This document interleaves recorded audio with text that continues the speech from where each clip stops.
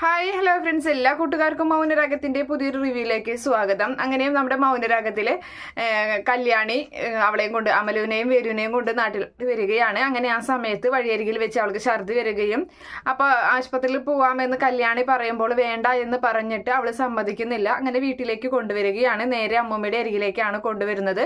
അങ്ങനെ അമ്മൂമ്മ കാര്യങ്ങളൊക്കെ ഇങ്ങനെ ചോദിക്കുന്നുണ്ട്. എന്തിനാ മോളെ നീ അങ്ങനെ ഒരു ദുഷ്ടനെ സ്നേഹിക്കാൻ പോയത്?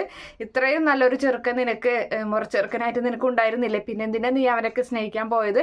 അവനൊരു ദുഷ്ടനാണ് എന്നുള്ള കാര്യമൊക്കെ ഇങ്ങനെ പറയുകയാണ്. എന്തായാലും അമലുവിൻ്റെ ആ ഒരു ഭാവവും ആ ഒരു ക്ഷീണവും കാര്യങ്ങളൊക്കെ കാണുമ്പോൾ അമ്മൂമ്മ അവളുടെ വയറ്റിലോട്ടൊന്ന് നോക്കുകയാണ്. അമ്മൂമ്മയ്ക്ക് അപ്പം തന്നെ കാര്യം മനസ്സിലായി.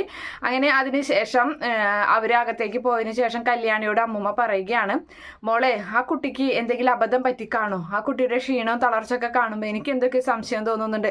ഇനി അവൻ ആ കുട്ടിയെ ചതിച്ച് കാണുമോ എന്നിങ്ങനെ ചോദിക്കുകയാണ്. അപ്പം അമ്മൂമ്മ ഇങ്ങനെ കണ്ണു തുറപ്പിച്ച് നോക്കുകയാണ് ഇങ്ങനെ നമ്മുടെ കല്യാണി. എന്നിട്ട് പറയുന്നുണ്ട്, ഒരിക്കലും അങ്ങനെയൊന്നും സംഭവിക്കില്ല, അവൾക്ക് ഒരിക്കലും അങ്ങനെയുള്ള തെറ്റൊന്നും പറ്റില്ല അമ്മൂമ്മേ, അമ്മൂമ്മയ്ക്ക് തോന്നിയതായിരിക്കും എന്ന് പറയുകയാണ്. അങ്ങനെ അതിനുശേഷമാണെങ്കിലും അവരകത്തേക്ക് പോകുന്നുണ്ട്. ഇതേ സമയത്ത് നമ്മുടെ ഇവളെ കാണിക്കുകയാണ്, അതായത് ഗംഗയുടെ മുറപ്പെണ്ണായിട്ടുള്ള സ്റ്റെഫിയെ ജയിലിൻ്റെ അകത്തിരുന്ന് കാണിക്കുകയാണ്. അപ്പോൾ അവൾ അങ്ങനെ വിഷമിച്ച് അങ്ങനെ ഇരിക്കുകയാണ്. ആ സമയത്ത് കൂടെ താമസിക്കുന്ന ജയിലിലെ മറ്റൊരു കുറ്റവാളി അവൾ പറയുന്നുണ്ട്, തടവുകാരി അത് പറയുകയാണ്, ഡി നിനക്ക് എന്തിൻ്റെ കേടാ? നീ എന്തിനാണ് ഇങ്ങനെയുള്ള ഒരു കുറ്റവാളിയെ നീ സ്നേഹിക്കുന്നത്? നിനക്ക് വല്ല ആവശ്യമുണ്ടോ അതിൻ്റെയൊക്കെ എന്നിങ്ങനെ ചോദിക്കുകയാണ്. അപ്പം ഗംഗയെ എനിക്ക് ഒരുപാട് സ്നേഹമാണ് എന്ന് പറയുന്നുണ്ട്. അവൻ ചെയ്തു കൂട്ടിയ കാര്യങ്ങളൊക്കെ നീ അറിഞ്ഞില്ലേ? ആ കാട്ടിൽ ചെന്നിട്ട് ആ മൂപ്പനെ കൊന്നു, അവരെ കൂടെ ഇത്രയും നാളായിരുന്നു. എന്നിട്ട് ആ മൂപ്പനെ കൊന്നു അവിടെ നിന്ന് രക്ഷപ്പെട്ടു പോരുകയായിരുന്നു ചെയ്തത്. തന്നെയെല്ലാം അവിടുത്തെ മൂപ്പൻ്റെ മോളുമായിട്ട് അവൻ പ്രണയത്തിലായിരുന്നു. അങ്ങനെയാണെങ്കിൽ ഒരു പക്ഷെ അവൻ്റെ സ്വഭാവം വെച്ചിട്ട് അവൻ്റെ കുഞ്ഞ് ഒരു പക്ഷെ അവളുടെ വയറ്റിലുണ്ടായിരിക്കുമെന്ന് പറയുന്നുണ്ട്. അപ്പോൾ സ്റ്റെഫി പറയാണ്, ഒരിക്കലും അങ്ങനെയൊന്നും എൻ്റെ ഗംഗ ചെയ്യില്ല. എൻ്റെ ഗംഗയെ ഞാൻ സ്നേഹിക്കുന്നത് അവനെ പെണ്ണുങ്ങളെന്ന് വെച്ച് കഴിഞ്ഞാലൊന്നും അങ്ങനെയൊന്നും അവൻ വീഴത്തില്ല. അവൻ കൊലയൊക്കെ ചെയ്യുന്ന മാത്രമേ ഉള്ളൂ, അല്ലാതെ ഇങ്ങനെയുള്ള കാര്യങ്ങൾക്കൊന്നും അവൻ അങ്ങനത്തെ സ്വഭാവം അവൻ്റെ ഇല്ല എന്ന് പറയണം. കാണാമെന്നിങ്ങനെ പറയുന്നുണ്ട്. നിനക്ക് എന്തിനാടി, അല്ലെങ്കിൽ അതുപോലെ ഒരു ചെറുക്കനെ നിനക്ക് നല്ലൊരു പയ്യനെ കിട്ടില്ലേ എന്നൊക്കെ അവരിങ്ങനെ ചോദിക്കുന്നുണ്ട്. അപ്പോൾ നിങ്ങൾ എന്തിനാ എൻ്റെ കാര്യം അന്വേഷിക്കണം? എനിക്കിഷ്ടമുള്ള പോലെ ഞാൻ ജീവിക്കുമെന്ന് പറയുകയാണ് നമ്മുടെ സ്റ്റെഫി. അതിനുശേഷമാണെങ്കിൽ ഗംഗയും നമ്മുടെ മനോഹറും അതുപോലെ രാഹുലും തമ്മിൽ ജയിലിൽ പല പല പ്രശ്നങ്ങളും ഉണ്ടായിക്കൊണ്ടിരിക്കുന്നുണ്ട്. അങ്ങനെ മനോഹർ ഇങ്ങനെ പണിയെടുത്തുകൊണ്ടിരിക്കുമ്പോൾ രാഹുൽ അവൻ്റെ കയ്യിലുള്ള കൈക്കോട്ട് കൊണ്ട് അവനെ തല്ലാൻ വേണ്ടി വരികയാണ്. അപ്പോൾ അവൻ്റെ കയ്യിലൊരു കമ്പി ഉണ്ടായിരുന്നു. അവനിങ്ങനെ ഡ്രം ഇങ്ങനെ പതുക്കെ പൊക്കി ഉരുട്ടി കൊണ്ടുപോവുകയാണ് കേട്ടോ, മറ്റുള്ള തടവുകാരൊക്കെ ആയിട്ട്.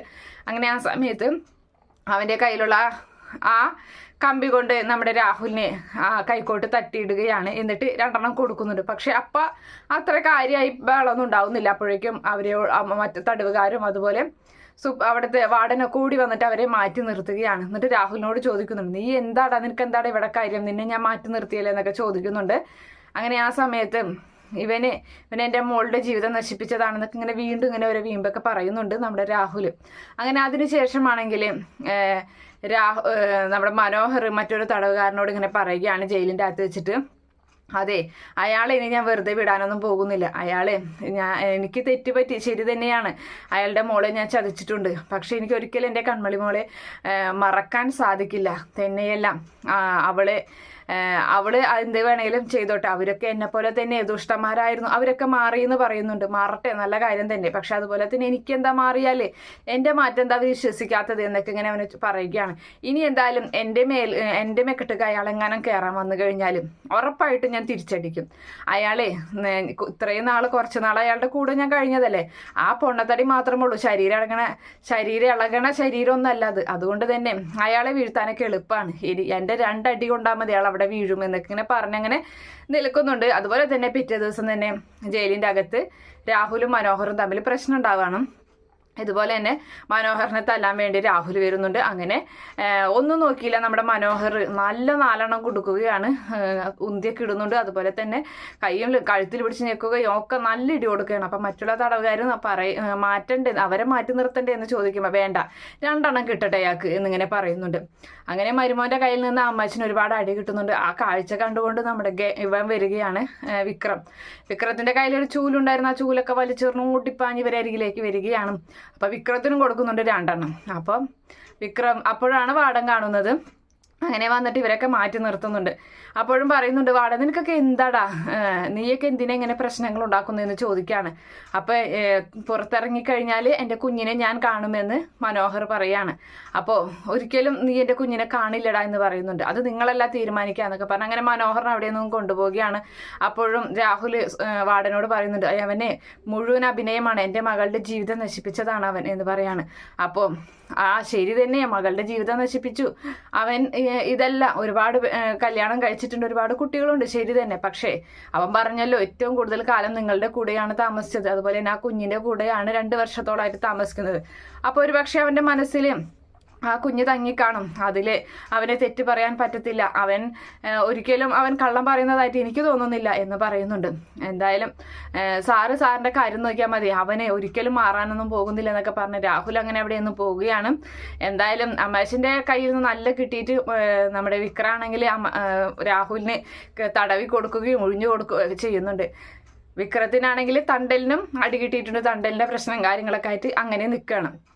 അങ്ങനെ ആ സമയത്താണെങ്കിൽ നമ്മുടെ വീണ്ടും ഈ പറയുന്ന അമ്മൂമ്മ ഇവനോട് ഇങ്ങനെ പറയുകയാണ്, കാദംബരിയോടൊക്കെ പറയുന്നുണ്ട്, എനിക്കെന്തോ ആ പെൺകുട്ടിയെ കണ്ടിട്ട് എന്തോ ഒരു കുഴപ്പമുള്ള പോലെ തോന്നുന്നുണ്ട്, ആ കുട്ടിക്ക് നല്ല ക്ഷീണവും കാര്യങ്ങളൊക്കെ ഉണ്ട്, ആ കുട്ടി ആരോടൊന്നും മിണ്ടുന്നില്ല, വളരെ ഇങ്ങനെ നിശബ്ദമായിട്ട് അങ്ങനെ എന്തോ ഒരു കുഴപ്പം അതിനുണ്ട് എന്നിങ്ങനെ വീണ്ടും പറഞ്ഞുകൊണ്ടിരിക്കുകയാണ്.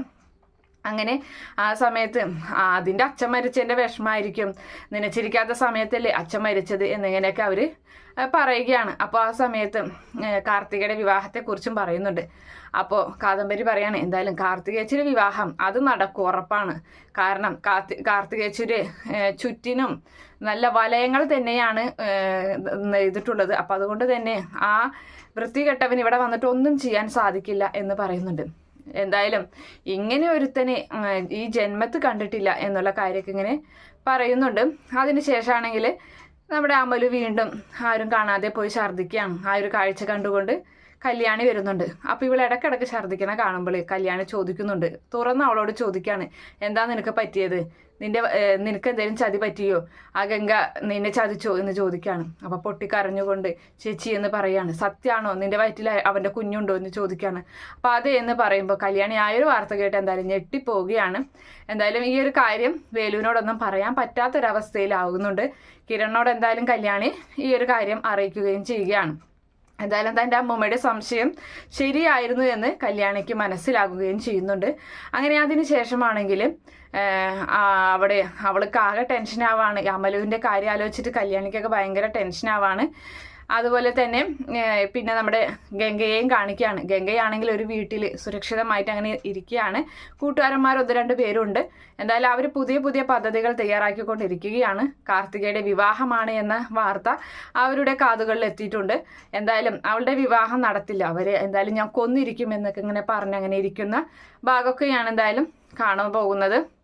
എന്തായാലും കാത്തിരുന്ന് കാണാം. ഈ റിവ്യൂ ഇഷ്ടപ്പെടുകയാണെങ്കിൽ ഈ ചാനൽ ഒന്ന് സബ്സ്ക്രൈബ് ചെയ്ത് സപ്പോർട്ട് ചെയ്യുക. Okay friends, bye, thank U.